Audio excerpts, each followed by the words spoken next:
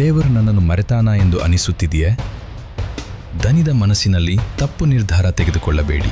ಕ್ರಿಸ್ತನಲ್ಲಿ ಪ್ರಿಯರೇ, ಯೇಸು ಕ್ರಿಸ್ತನ ಅತಿ ಮಧುರವಾದ ನಾಮದಲ್ಲಿ ನಿಮಗೆಲ್ಲರಿಗೂ ಪ್ರೀತಿಯ ವಂದನೆಗಳು.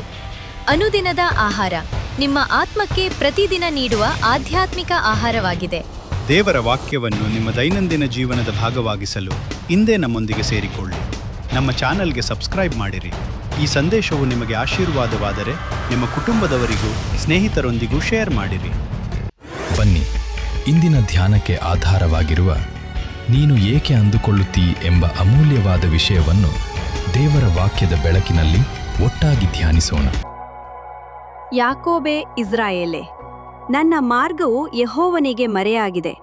ನನಗೆ ಸಿಕ್ಕಬೇಕಾದ ನ್ಯಾಯವು ನನ್ನ ದೇವರ ಲಕ್ಷ್ಯಕ್ಕೆ ಬಿದ್ದಿಲ್ಲವಲ್ಲ ಎಂದು ಏಕೆ ಅಂದುಕೊಳ್ಳುತ್ತಿ ಎಂದು ಯೆಶಾಯನ ಪ್ರವಾದನ ಗ್ರಂಥ 40:27 ಓದುತ್ತೇವೆ. ಒಂದು ದಿನ ಯಾಕೋಬನು ಮನಗುಂದಿದವನಾಗಿ ಗುನುಗುಟ್ಟುವುದನ್ನು ಕರ್ತನು ಕೇಳಿದನು. ಮೊದಲನೆಯದಾಗಿ, ನನ್ನ ಮಾರ್ಗವು ಯೆಹೋವನಿಗೆ ಮರೆಯಾಗಿದೆ. ಎರಡನೆಯದಾಗಿ, ನನ್ನ ನ್ಯಾಯ ದೇವರ ಲಕ್ಷ್ಯಕ್ಕೆ ಬಿದ್ದಿಲ್ಲ ಎಂಬುದೇ ಕಾರಣ. ಇಲ್ಲಿ 4 ಸತ್ಯಗಳನ್ನು ನಾವು ತಿಳಿಯಬಹುದು. ಮೊದಲನೆಯದಾಗಿ, ದೇವರು ಮನಗುಂದುವವನಲ್ಲ, ದಣಿಯುವವನೂ ಅಲ್ಲ. ಹೇಗೆ ಇಸ್ರಾಯೇಲಿಯರನ್ನು ಕಾಯುವಾತನು ತೂಕಡಿಸುವುದೂ ಇಲ್ಲ, ನಿದ್ರಿಸುವುದೂ ಇಲ್ಲವೋ, ಹಾಗೆಯೇ ಆತನು ಬಳಲುವುದೂ ಇಲ್ಲ, ದಣಿಯುವುದೂ ಇಲ್ಲ. ಎರಡನೆಯದಾಗಿ, ಸೋತವನಿಗೆ ತ್ರಾಣವನ್ನು ಕೊಡುವನು, ಸತ್ವವಿಲ್ಲದವನಿಗೆ ಬಹುಬಲವನ್ನು ಕೊಡುವನು ಎಂದು ಯೆಶಾಯನ ಪ್ರವಾದನ ಗ್ರಂಥ 40:29 ಓದುತ್ತೇವೆ. ಮೂರನೆಯದಾಗಿ, ಸೋತವನಿಗೆ ಕರ್ತನು ಒಂದು ಆಲೋಚನೆಯನ್ನು ಕೊಡುವನು. ಕರ್ತನಿಗಾಗಿ ಕಾದಿರ್ರಿ ಎಂಬುದೇ ಆ ಆಲೋಚನೆ. ಹಾಗೆ ಕಾದಿರುವಾಗ ಅವರು ಹೊಸ ಬಲವನ್ನು ಹೊಂದುವರು, ಹದ್ದುಗಳಂತೆ ರೆಕ್ಕೆಗಳನ್ನು ಚಾಚಿಕೊಂಡು ಏರುವರು ಎಂದು ಯೆಶಾಯನ ಪ್ರವಾದನ ಗ್ರಂಥ 40:31 ಓದುತ್ತೇವೆ. ಮನಗುಂದಿ ಹೋಗಿದ್ದ ದಾವೀದನು, ನನ್ನ ಮನವೇ, ನೀನು ಕುಗ್ಗಿ ಹೋಗಿರುವುದೇನು, ಹೀಗೆ ವ್ಯಥೆಪಡುವುದೇಕೆ ಎಂದು ಕೀರ್ತನೆಗಳು 42:5-11 ಓದುತ್ತೇವೆ. ನಾಲ್ಕನೆಯದಾಗಿ, ಕರ್ತನು ನಿಮಗೆ ಒಂದು ವಾಗ್ದಾನವನ್ನು ಕೊಡುತ್ತಾ ಇನ್ನು ನೀವು ಬಳಲುವುದಿಲ್ಲ ಎಂದು ಹೇಳುತ್ತಾನೆ. ಅವರು ಓಡಿ ದಣಿಯರು, ನಡೆದು ಬಳಲರು ಎಂದು ಯೆಶಾಯನ ಪ್ರವಾದನ ಗ್ರಂಥ 40:31 ಓದುತ್ತೇವೆ. ಕರ್ತನು ನಿಮ್ಮ ಮೇಲೆ ಪ್ರೀತಿಯನ್ನು ಇಟ್ಟಿರುವ ತಂದೆಯಾಗಿರುವನು. ನೀವು ನಡೆಯುವ ಮಾರ್ಗವನ್ನು ತಿಳಿದಿರುವನು, ನಿಮ್ಮನ್ನು ಗಮನಿಸುತ್ತಲಿರುವನು. ಬಳಲಿರುವ ಮಗನನ್ನು ತಾಯಿ ಸಮಾಧಾನಪಡಿಸುವಳು, ತಂದೆ ಉತ್ಸಾಹಪಡಿಸುತ್ತಾನೆ. ಬಳಲಿಕೆಯನ್ನು ನೀಗಿಸಲು ಹೊರಗೆ ಕರೆದುಕೊಂಡು ಹೋಗಿ ಒಳ್ಳೆಯ ತಿಂಡಿ ತಿನಿಸುಗಳನ್ನು ಕೊಡಿಸುವರು. ದೇವರು ತಂದೆಗಿಂತಲೂ ತಾಯಿಗಿಂತಲೂ ಹೆಚ್ಚಿನವನಲ್ಲವ? ನಿಮ್ಮನ್ನು ಸೃಷ್ಟಿಸಿ ಪರಾಂಬರಿಸಿ ಮಾರ್ಗ ನಡೆಸುವನಲ್ಲವ? ಆತನು ಹೇಗೆ ನಿಮ್ಮ ಮನಗುಂದುವಿಕೆಯ ಸಮಯದಲ್ಲಿ ನಿಮ್ಮನ್ನು ಕೈಬಿಡುವನು? ಎಂದಿಗೂ ಇಲ್ಲ. ದೇವಮಕ್ಕಳೇ, ಮನಗುಂದಿದ ವೇಳೆಗಳಲ್ಲೆಲ್ಲ ಶಿಲುಬೆಯ ಕಡೆಗೆ ಕಣ್ಣೆತ್ತಿ ನೋಡಿರಿ. ಪಾಪಿಗಳು ನೀಡಿದಂತಹ ಹಿಂಸೆಗಳನ್ನೆಲ್ಲ ತಾಳ್ಮೆಯಿಂದ ಸಹಿಸಿದಂಥ ಆತನ ಮಾದರಿ ನಿಮ್ಮನ್ನು ಸಂತೈಸಲಿ. ನಿಮಗಾಗಿ ಕ್ರಿಸ್ತನು ಎಷ್ಟೋ ಶ್ರಮೆಯನ್ನು ಅನುಭವಿಸಿದನು, ಆದರೆ ಮನಗುಂದಿ ಹೋಗಲೇ ಇಲ್ಲ. ನಿಮ್ಮನ್ನು ನೆನೆಸುತ್ತಾ ಅವಮಾನವನ್ನು, ನಿಂದನೆಗಳನ್ನು ತಾಳ್ಮೆಯಿಂದ ಸಹಿಸಿದನಲ್ಲವ? ಹೀಗಿರುವಾಗ ಆತನು ಹೇಗೆ ನಿಮ್ಮ ಕೈಬಿಡುವನು? ಆತನನ್ನೇ ದೃಷ್ಟಿಸುತ್ತಾ ಬಲ ಹೊಂದಿರಿ, ಧೈರ್ಯಗೊಳ್ಳಿರಿ, ಪ್ರಕಾಶ ಹೊಂದಿರಿ.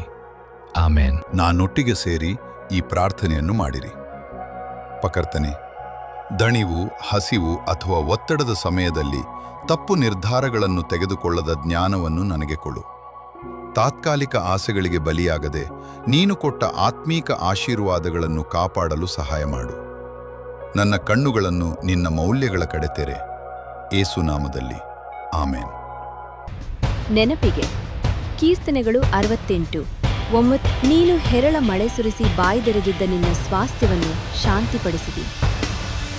ಈ ಸಂದೇಶವು ನಿಮಗೆ ಆಶೀರ್ವಾದವಾಗಿದ್ದರೆ ನಿಮ್ಮ ಕುಟುಂಬದವರಿಗೂ ಸ್ನೇಹಿತರೊಂದಿಗೂ ಹಂಚಿಕೊಳ್ಳಿ. ಪ್ರತಿದಿನ ಒಂದು ಸಂದೇಶದ ಮೂಲಕ ಕ್ರಿಸ್ತನ ಕಡೆಗೆ ಇನ್ನೊಂದು ಹೆಜ್ಜೆ ಇಡಲು ನಮ್ಮೊಂದಿಗೆ ಸೇರಿಕೊಳ್ಳಿ ಹಾಗೂ ನಮ್ಮೊಂದಿಗೆ ಕೈಜೋಡಿಸಿ. ದೇವರು ನಿಮ್ಮನ್ನು ಆಶೀರ್ವದಿಸಲಿ. ಆಮೇನ್. ಪ್ರಿಯ ದೇವ ಮಕ್ಕಳೇ, ಈ ಸಂದೇಶವು ನಿಮಗೆ ಹೊಸ ಧೈರ್ಯವನ್ನು ನೀಡಿರುವುದಾದರೆ ಕಾಮೆಂಟ್ನಲ್ಲಿ ಕರ್ತನೆ ನನಗೆ ಬಲ ಎಂದು ಬರೆಯಿರಿ. ನಿಮ್ಮಿಗಾಗಿ ನಾವು ಪ್ರಾರ್ಥಿಸುತ್ತೇವೆ. ಕುರುಬನು ಗುರುವರನೇಸು ಹೃದಯದಾನಂದ ನೀನೇ ಪರವಶದಿಂದ ಪಾಡುವೆ ಪರಿಶುದ್ಧನ ಸ್ತುತಿಸುವೆನು ಪರವಶದಿಂದ ಪಾಡುವೆ ಪರಿಶುದ್ಧನ ಸ್ತುತಿಸುವೆನು ಕುರುಬನು ಗುರುವರನೇಸು ಎನ್ನ ಹೃದಯದಾನಂದ ನೀನೇ ಕುರುಬನು ಗುರುವರನೇಸು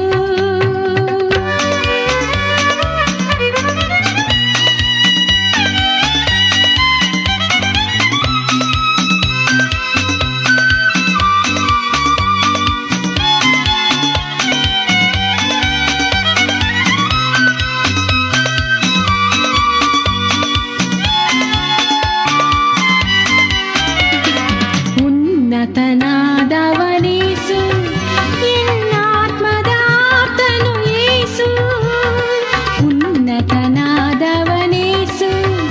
ಎನ್ನಾತ್ಮದಾಪ್ತನು ಯೇಸು ಎಂದೆಂದಿಗೂ ಪಾಲಿಸುವ ಮಿತ್ರನನ್ನು ಸ್ತುತಿಸುವೆನು ಎಂದೆಂದಿಗೂ ಪಾಲಿಸುವ ಮಿತ್ರನನ್ನು ಸ್ತುತಿಸುವೆನು ಅಭಿಷೇಕಿಸುವ ನನ್ನ ಯೇಸು ನನ್ನ ಆದರಣ ಕರ್ತನೇಸು ಅಭಿಷೇಕಿಸುವ ನನ್ನ ಯೇಸು ನನ್ನ ಆದರಣ ಕರ್ತನೇಸು ನೀನೆನ್ನೋಳು ನಾನೆನ್ನೋಳು ಹರ್ಷಿಸುವೆ ಉಲ್ಲಾಸಿಸುವೆ ನೀನೆನ್ನೋಳು ನಾನೆನ್ನೋಳು ಹರ್ಷಿಸುವೆ